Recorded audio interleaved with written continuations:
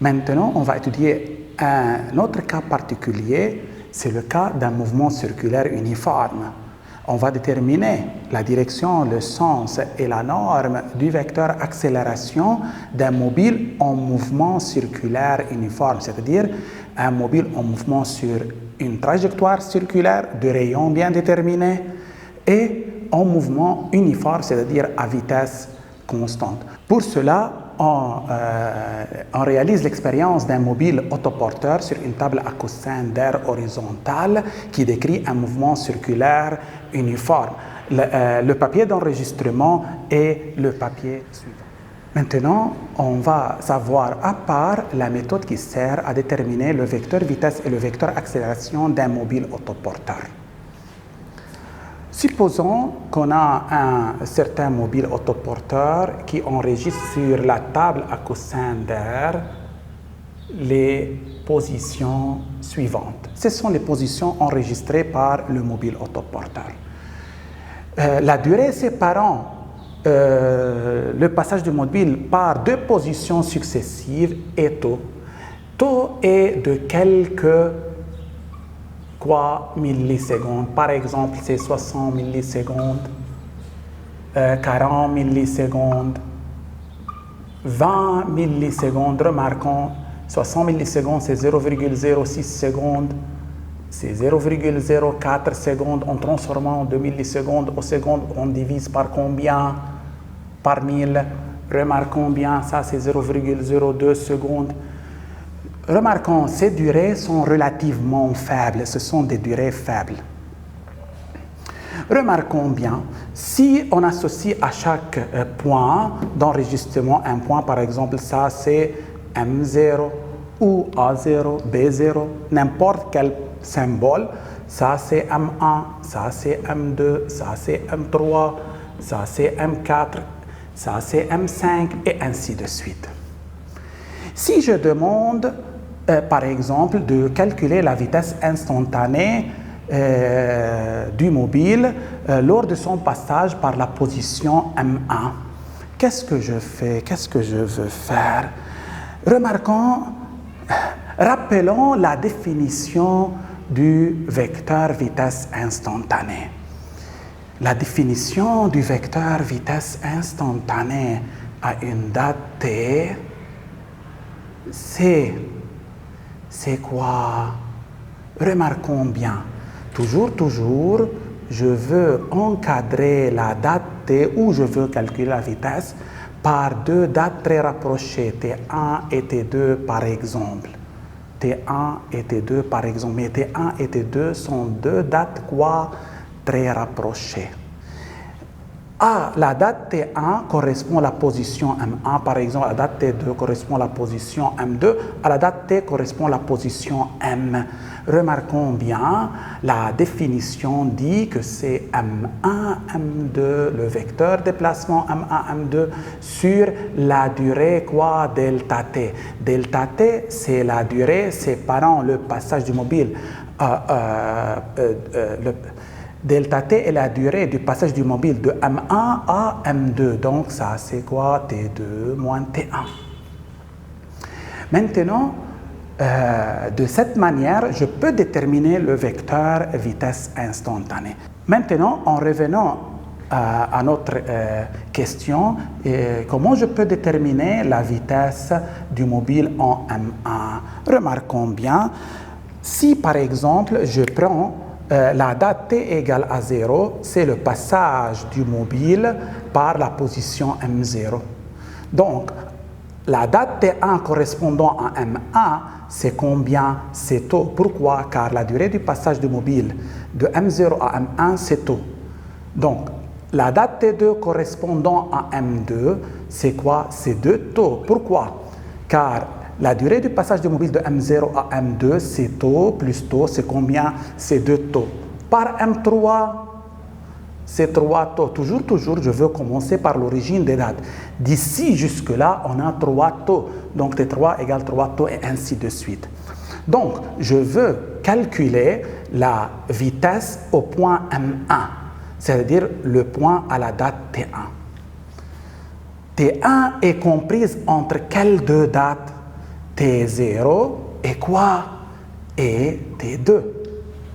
Mais puisque la durée séparant T0 de T1, c'est tôt, quelques millisecondes, T1 et T2, c'est quelques millisecondes, alors T0 est légèrement inférieur à T1.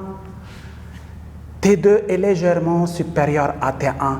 Donc, T0 correspond à M0, T2 correspond à M2, T1 correspond à M1, et par suite le vecteur vitesse à la date T1, c'est-à-dire le vecteur vitesse V1 correspondant aussi au point M1, c'est M0, M2 sur delta T.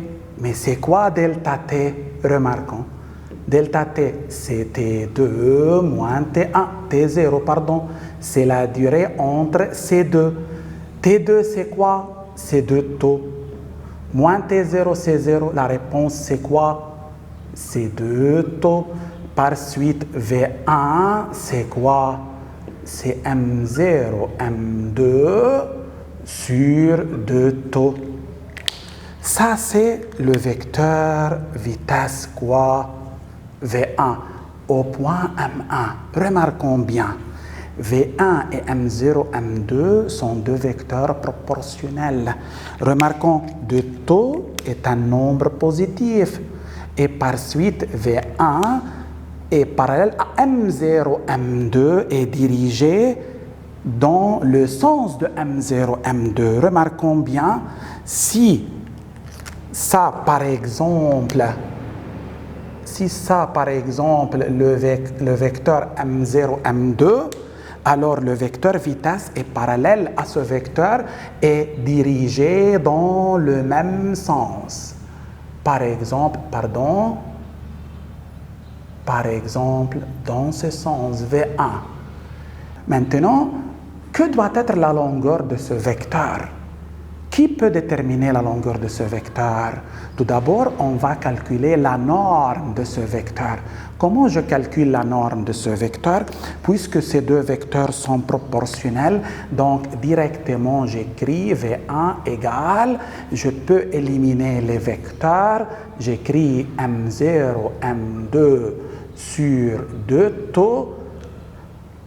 Je mesure M0, M2 par la règle, je mets ça ici et je divise par 2 taux, je peux déterminer la vitesse V1.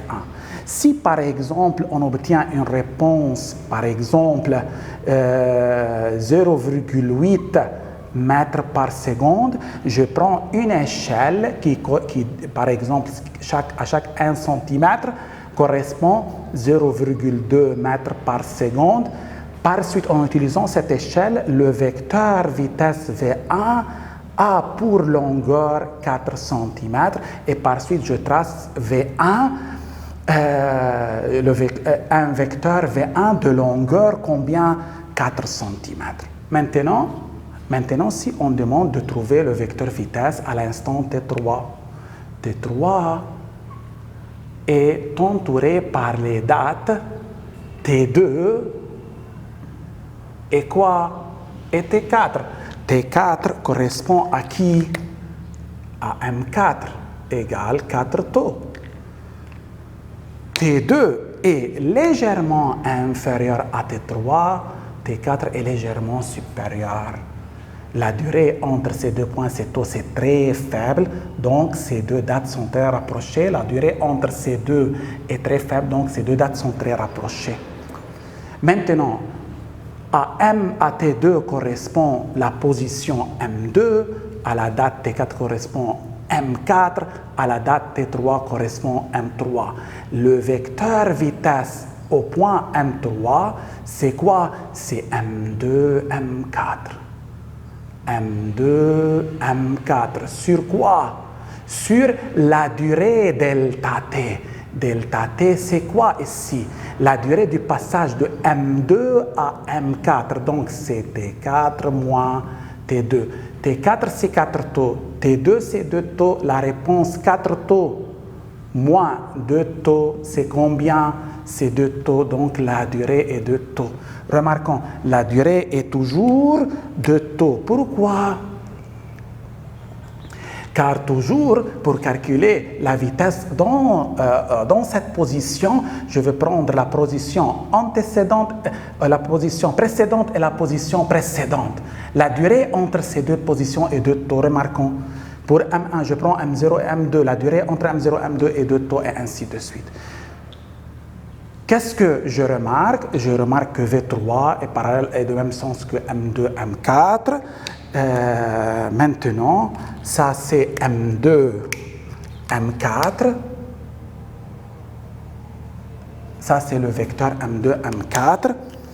V3, c'est parallèle et de même sens. Par exemple, ça c'est V3. Quelle est la longueur de ce vecteur? Qui détermine la longueur de ce vecteur? Tout d'abord, je veux calculer la norme. La norme de ce vecteur, c'est V3, c'est M2, M4 sur 2 taux. Puisque les vecteurs sont collinéaires, je peux éliminer les vecteurs. Les vecteurs V3 et M2, M4 sont collinéaires, je peux éliminer les vecteurs. Ça, c'est le module. Je mesure par la règle la distance séparant M2, M4. Je trouve par exemple c'est 2-3 cm, je ne sais pas, 4 cm. Je divise par 2 taux, je ne sais pas c'est combien taux. Taux est donné tout à fait. Si par exemple la réponse c'est 1 mètre par seconde, le vecteur représentatif V3 a pour longueur, en utilisant la même échelle à chaque centimètre 0,2 mètres par seconde, je trouve que V3 a une longueur quoi? 5 cm. Donc la longueur de ce vecteur selon cette échelle est 5 cm. De cette manière, je peux représenter ou déterminer le vecteur vitesse instantanée en un point donné ou à une date donnée. Tout le monde d'accord? Maintenant, comment je peux représenter le vecteur accélération à une date donnée ou en un point donné? Supposons que je veux déterminer le vecteur accélération dans cette position, au point M2 ou à la date T2. Remarquons bien, je veux calculer le vecteur accélération à la date T2. Quelles sont les deux dates qui sont très rapprochées à T2? Ici, ça sont T1 et T3, donc T2 se trouve comprise entre T1 et T3. De plus, T1 et T3 sont très rapprochés de T2. T1 correspond à M1, T3 correspond à M3, T2 correspond à M2. Pour déterminer le vecteur accélération dans cette position ou à cette date, je veux noter ça à vecteur A2, c'est delta V sur delta T. Mais quel delta V? C'est la variation du vecteur vitesse entre ces deux dates, c'est-à-dire c'est V3 moins quoi? Moins V1, V final moins V initial. Sur quoi? Sur delta T. Quelle est la durée delta T? C'est-à-dire ici delta T, c'est T3 moins T1, c'est aussi T3, c'est 3 taux, T1, c'est 3 taux, moins taux, c'est combien? C'est 2 taux. Remarquons, delta T, toujours ici, c'est 2 taux. Remarquons. Regardons bien cette écriture, on constate que A2 et le vecteur delta V sont proportionnels et de même sens. Pourquoi? Ça c'est positif. Par suite, si j'ai le vecteur delta V, je peux déterminer le vecteur A2. Tout d'abord, on va chercher le vecteur delta V. Le vecteur delta V, c'est quoi? C'est V3 moins V1. Tout le monde d'accord? V3 moins V1. C'est V3, c'est V1. Qu'est-ce que je fais? Je veux représenter ce vecteur à partir de quel point? Du point M2. Mais remarquons bien, je veux effacer ça pour la clarté. Je veux effacer ça. Remarquons, maintenant, je veux représenter le vecteur delta V qui est V3 moins V1. Comment je représente ce vecteur? Remarquons, c'est V3 plus moins V1. Qu'est-ce qu'on va faire? Remarquons, si par exemple, je veux commencer par M2, ça c'est M2A plus AB. C'est-à-dire, c'est M2B. Le vecteur delta V, c'est M2B. M2A plus AB, c'est M2B. M2A, c'est V3. Par M2, je commence. Pourquoi je veux construire delta V à partir de M2? Parce que je travaille sur quoi? Sur M2. Je veux tracer le vecteur accélération A2 au point M2. Je trace un vecteur tout d'abord parallèle. Le vecteur V3, c'est M2A. Par M2, je commence à tracer ça. Un vecteur égal à V3. Ça, c'est V3, c'est M2A. Plus AB. AB, c'est moins V1. Ça, c'est V1 moins V1. Remarquons, c'est un vecteur opposé à V1, mais de même quoi? De même longueur. Ça, c'est moins V1. Moins V1, c'est AB. Ça, c'est A, donc il reste ici B. Ça, c'est M2A, c'est V3. AB, c'est moins V1. Donc, M2B représente quoi? Ça, c'est quoi? M2B qui est en même temps delta V. Tout le monde d'accord? J'ai représenté delta V. Donc, ça, c'est delta V. A2 et delta V sont deux vecteurs parallèles de même sens. Donc, la représentation de A est facile. L'origine de A, c'est M2. On travaille au point M2. Parallèle à delta V est de même sens. Ça, c'est quoi? A2.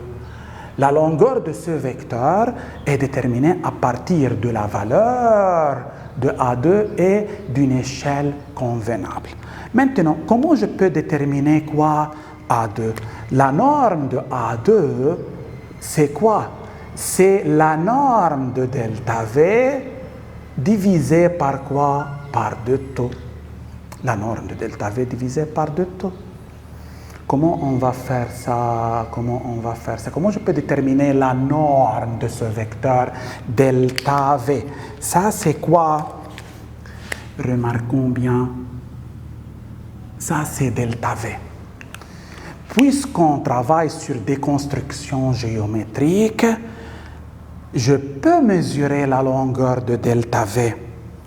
Par exemple, la longueur de delta V, c'est combien? Par exemple, je trouve, si je mesure par une règle, je trouve que delta V, par exemple, c'est 3 cm.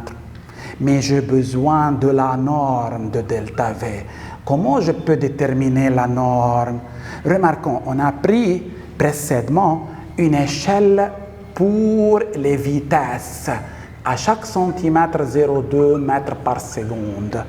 Je vais utiliser cette échelle pour déterminer delta V. Pourquoi? Parce que j'ai représenté V3, V1 à cette échelle. Donc, si je veux calculer la valeur de ce segment en mètres par seconde, je vais utiliser quoi? La même échelle.